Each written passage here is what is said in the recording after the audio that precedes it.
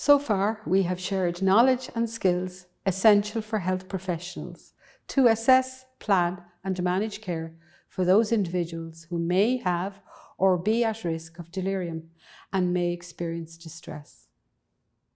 We take a moment to pause, bringing to the fore person-centred approaches with individuals and families, carers and healthcare practitioners, to consider the centrality of values underpinning our everyday practices.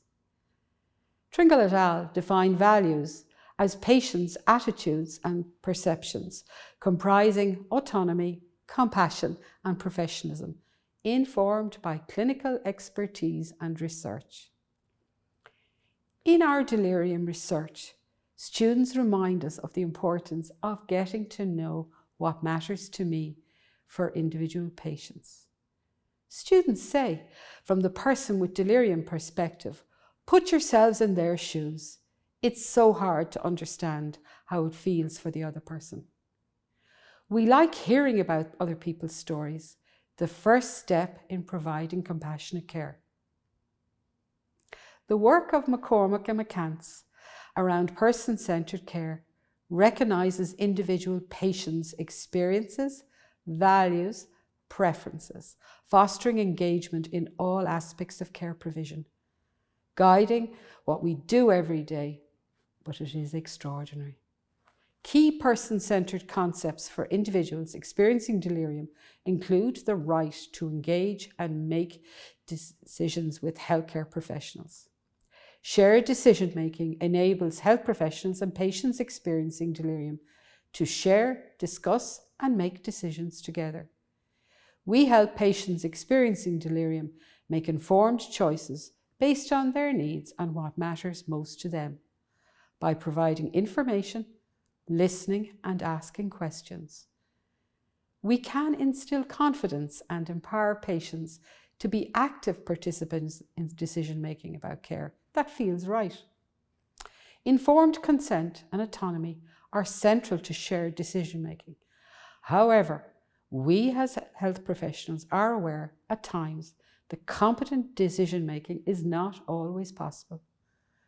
During these times, we adhere to our ethical principles, seeing ourselves as advocates, taking patients' preferences and values into consideration, collaborating with all health professionals and family members if appropriate during decision-making processes, drawing on individualised care pathways.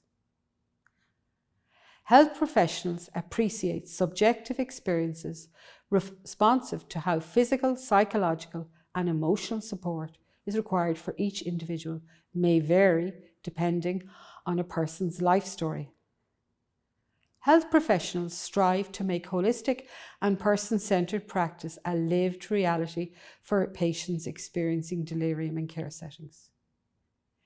Engaging with patients experiencing delirium and finding out how they visualise and understand what is happening to them is central to successful holistic approaches.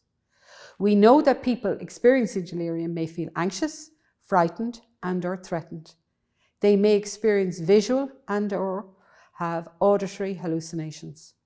We can help and support individuals and their families by being sympathetically present. We recognise and appreciate the uniqueness of the patient and their experience through developing a therapeutic relationship. We as healthcare professionals need to let the person and their families know we are there for them, both physically and psychologically, by providing a non-judgmental presence.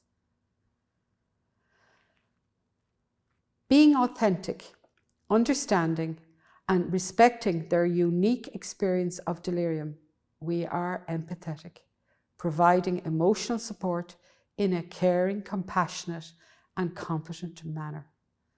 Engaging authentically with the patient and their family.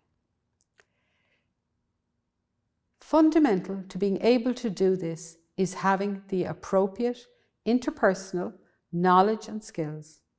We know that a person experiencing delirium may be confused, have difficulty communicating and thinking logically, are disorientated to time and place, and may be either hypoactive, hyperactive, or both. We are genuine, demonstrating warmth, respect, and positive regard for individuals and their families. We aim to have a positive and understanding attitude through verbal and non-verbal communication and interpersonal skills. We are mindful of respectful eye contact, proximity, gestures, facial expressions, stance, and use of appropriate language and tone. Knowledge, skills, and attitudes are the foundations of effective communication, crucial in the care of individuals with delirium and their families. To conclude, connecting with individuals with delirium begins and ends with the simple question, what matters to me? Take a moment to consider the essence of person-centered delirium care.